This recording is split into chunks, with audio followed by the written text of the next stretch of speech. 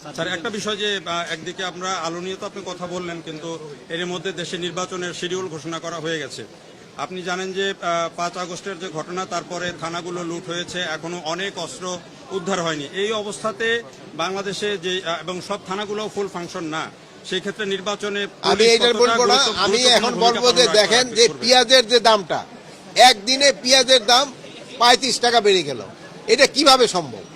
এটা এই যে ধরেন যে মোবাইলের যুগে এই কার সাথে কিন্তু পেঁয়াজের দাম বেড়ে গেছে।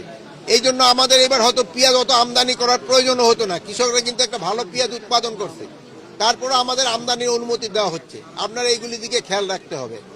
পেঁয়াজের দাম 70 টাকা এই মুড়ি পেঁয়াজ, আর যেটা নিয়ে ওই আগের পেঁয়াজ আসছে যে ওইটা 80 টাকা না আসা পর্যন্ত আমরা পেঁয়াজ ইম্পোর্ট করতে থাকবো। আর আজকে শুধু কৃষির ব্যাপারে আপনারা প্রশ্ন জিজ্ঞেস করবেন, ভাই একটা প্রশ্ন করছে, এটা আমি আরেকদিন উত্তর দিই। আলুর ব্যাপারে আছে, আমি আগামীকাল না, আলু এখন শুরু হয়ে গেছে। আরেকটা আপনারা এবার এনশিওর করবেন যে নেদারল্যান্ড থেকে যে আলুর বাক্সগুলি আসতেছে, ওই বাক্সগুলির মধ্যে দাম থাকে।